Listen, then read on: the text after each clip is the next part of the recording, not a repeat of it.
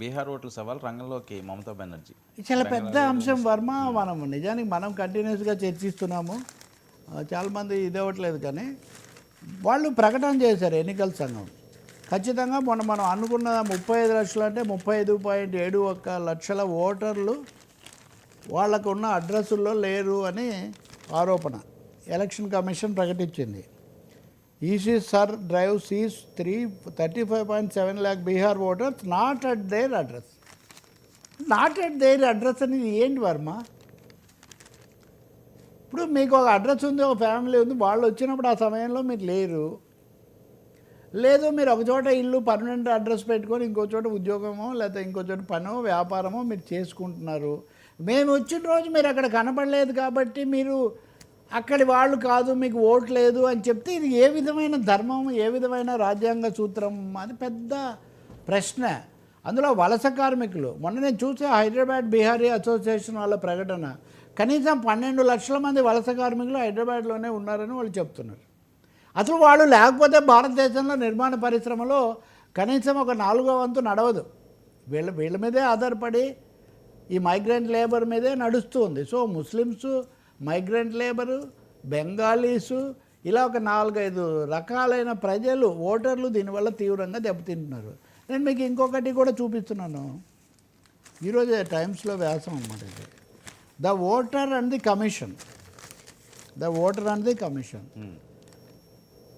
అసలు 2020లో ఓటేసిన వాడికి మీరు ఇప్పుడు ఎందుకు ఓటు ఇవ్వరు? 2020 నుంచి 2025 ఎన్నికలకు 2020 కదా కొలబద్ద. 2003 ఎలా కొలబద్ద అవుతుంది? ఇదే కనుక తీసుకుంటే జరగబోయే రాష్ట్రాలు అన్నీ కీలకమైనవే.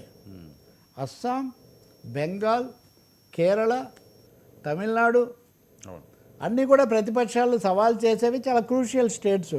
అక్కడ కూడా మీరు ఇలాగే చేస్తే లక్షల కోట్ల మంది, ఇప్పుడు 35 లక్షల మంది ఓటర్లు అంటే 4% ఆఫ్ బీహార్ ఓటర్స్. 4% మంది బీహార్ ఓటర్ల ఓట్లు మీరు ఉన్న ఫలాన్ని తీసేస్తే తీర్పు తారుమారైపోతుంది.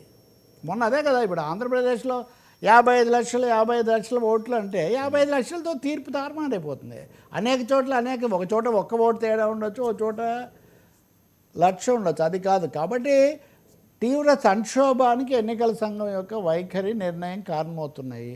సుప్రీంకోర్టు ఈ టైమింగ్ బాగాలేదు, మీరు ఆధార్ కార్డును, ఎపిక్ కార్డును మీరు ఆధారంగా తీసుకోండి, కన్సిడర్ చేయండి అని చెప్పిన తర్వాత కూడా ఎన్నికల కమిషన్ ఏకపక్షంగా ఈ ఓటర్ల తొలగింపుకే నడుస్తూ ఉంది. ఇది ముస్లింలలో నిన్న మనం మాట్లాడినట్టు ముస్లింలలోనేమో మమ్మల్ని తొలగిస్తారనేది ఒకటి ఉంటే, తాజాగా బెంగాలీల యొక్క ఆందోళన కూడా ఉంది. ఒకప్పుడు బీహార్, బెంగాలీ అన్నీ కూడా కలిపి ఒక రాష్ట్రంగా పెడదాం అనే చర్చలు చేసిన వాళ్ళు, ప్రతిపాదనలు చేసిన వాళ్ళు కూడా ఉన్నారు. బెంగాలీ మాట్లాడే వాళ్ళందరినీ మీరు పంపించేస్తున్నారని మమతా బెనర్జీ నిన్న పెద్ద ర్యాలీ తీశారు. పెద్ద ర్యాలీ, చాలా పెద్దది. అసలు బెంగాలీ మాట్లాడటమే తప్ప భారతదేశంలో అని. సో ఇది ఒక అతి తీవ్రమైన రాజకీయ సంక్షోభానికి, రాజ్యాంగ సంక్షోభానికి కూడా దారితీసే అవకాశం ఉంది. ఇప్పుడు నేను ఇందాక మీకు చూపించిన వ్యాసంలో ఎక్స్పర్ట్ సజెస్ట్ చేస్తున్నారు, last election is the criteria. గత ఎన్నిక కొలబద్దని మీరు చెప్పండి. అప్పటి వరకు 20 సంవత్సరాల నుంచి ఆమోదించింది ఇప్పుడు అంత హఠాత్తుగా ఎందుకు వచ్చింది? బీజేపీని గెలిపించడానికే అని నేను ఎక్కడో చూస్తున్నా. బీజేపీ వాళ్ళు అంటున్నారు ఎవ్వరికి అభ్యంతరం లేదు, ప్రతిపక్షానికి మాత్రమే. ప్రతిపక్షానికే కదా సార్ అభ్యంతరం ఉండేది, ఎందుకంటే ఆ తీర్పు వల్ల దెబ్బతినేది అవతలి పార్టీలే కదా, మిగతా వాళ్ళకి ఏముండదు అభ్యంతరం. ప్రతిపక్షానికి అభ్యంతరం అంటే ఇంకా ప్రజాస్వామ్యంలో దానికే విలువే లేదా? ఏపీలో కూడా ఈ రకంగా అయిందా గత ఎన్నికల్లోని మిస్సింగ్? ఇప్పుడు ఏపీలో మీరు కనుక గుర్తు చేసుకుంటే ఓటర్ల జాబితాల మీద తెలుగుదేశం పార్టీ తీవ్రమైన అభ్యంతరాలు చెప్పడం, ఒక దశలో చివరి దశలో వైసీపీ కూడా రావడం జరిగింది. కానీ మహారాష్ట్రలో, ఆంధ్రప్రదేశ్లో, అంతకుముందు ఢిల్లీలో వాళ్ళు అనుసరించిన పద్ధతి, ఇప్పుడు బీహార్లో అనుసరిస్తున్న పద్ధతి వేరు. ఇప్పుడు బీహార్లో ముందస్తు ప్రక్రియ, ఇది ముందస్తు ఆపరేషన్ చేస్తున్నారు, ప్రీ పోల్ ఆపరేషన్ ఇక్కడ చేస్తున్నారు అన్నది బీహార్లో కొత్తగా కనిపెట్టారు. ఇంతకుముందు ఎన్నికల మీద చివరి నిమిషంలో ఓటింగ్ చాలా పెరిగింది, తెలంగాణలో కూడా మీకు గుర్తుంటే ఎన్నికల ముందు చాలా తీవ్రమైన గొడవ జరిగింది. చాలా రోజులుగా ఈ 10 ఏళ్లలో రాష్ట్రాల్లో ఓటర్ల జాబితా పరిశీలనలు, చేర్పింపులు, తొలగింపులు ఇవన్నీ సక్రమంగా జరగడం లేదని తీవ్రమైన ఆందోళన ప్రతిపక్షాలు చేస్తూనే ఉన్నాయి. అయినా జరిగిపోతూ ఉంది. ఇప్పుడు బీహార్లో సర్రనే కొత్తది కనిపెట్టి ఇది రాజ్యాంగ ముద్ర కూడా వేసుకొని బయలుదేరారు. నేను ఆశిస్తున్నా సుప్రీంకోర్టు ఖచ్చితమైన తీర్పిస్తుంది.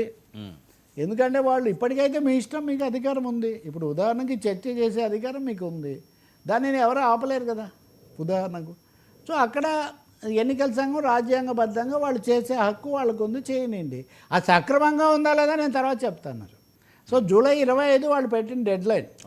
జూలై 25న వాళ్ళు ఏం చేస్తారన్న దాని మీద సుప్రీంకోర్టు చెప్తుంది.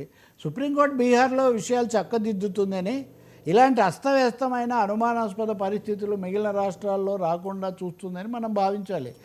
బెంగాల్ అన్నదే, అది కూడా ఒక మాట చెప్తాను. బెంగాల్ భాష బంగ్లాదేశ్ వాళ్ళు మాట్లాడతారు, బెంగాలీలు కూడా మాట్లాడతారు. బెంగాలీ భాష ముస్లిం ఉర్దూ కూడా అంతే కదండి, హిందీ కూడా అంతే కదండి. అన్నీ ఆఫ్టర్ కలిసి ఉన్న దేశంలో రాష్ట్రాలే కదా. కాబట్టి వాళ్ళు ఏమంటారు, బెంగాలీ మాట్లాడిన వాళ్ళంతా బంగ్లాదేశీలు ముస్లింలని మీరు నిర్ణయించి తీసేస్తే మేమేమైపోవాలి, ఎప్పటి నుంచో ఇక్కడ ఉన్నాం కదా అని వాళ్ళు అడుగుతున్నారు. చాలా ఈ ప్రశ్న హైదరాబాద్లో కూడా రాబోతుంది. రేపు కార్పొరేషన్ అప్పుడు వచ్చినా కానీ మనకేం ఆశ్చర్యం లేదు. చెప్పండి మీరు. సరే 55 లక్షల ఓట్లు ఈ అంశం ఏంటి, ఇది ఎక్కువ బయటలో అవుతుంది? ఇది మహారాష్ట్రలో రాహుల్ గాంధీ లేవనెత్తింది ఇదే. చివరి నిమిషంలో, చివరి గంటలో హఠాత్తుగా 53 లక్షల ఓట్లు పోలైనాయి. 53 లక్షల ఓట్లు ఎక్కడి నుంచి వచ్చాయి అప్పటికప్పుడు? ఈ వచ్చాయిలే, పోలైతే అయ్యాయిలే అని అనుకుంటే పోలయ్యాయని మీరు చెప్పలేదు. అప్పుడు ఫలితాలు ప్రకటించిన తర్వాత 109 రోజులకు, అంటే 3 నెలలు కూడా గడిచిపోయాక మీరు ఒక జాబితా విడుదల చేశారు. ఇది అనుమానాస్పదమే కదా.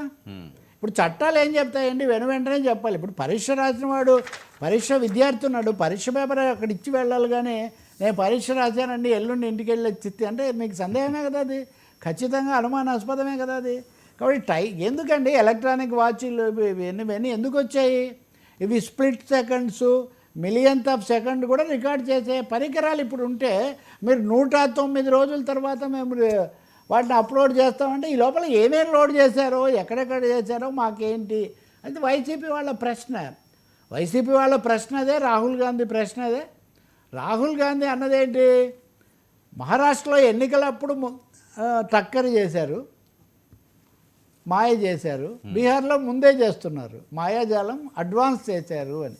కాబట్టి చాలా తీవ్రమైన అంశం.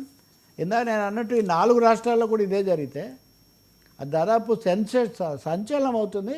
భారతీయ ఎన్నికల వ్యవస్థ అసలు విశ్వాసం కూడా కోల్పోయే ఒక పరిస్థితి వస్తుంది. ఇందిరాగాంధీ ఉన్నప్పుడు ఉదాహరణకు ఎమర్జెన్సీ కాలంలో తర్వాత అప్పుడున్న ఎన్నికల కమిషన్ మీద ఒత్తిడి తెస్తారని ప్రతిపక్షాలు విమర్శ చేసేవి. సుప్రీంకోర్టు కూడా జోక్యం చేసుకునేది. నాకు ఆ ఇన్సిడెంట్స్ కూడా గుర్తున్నాయి, బట్ టైం పడుతుందని చెప్పట్లేదు. సార్ నదీ జలాలపై 4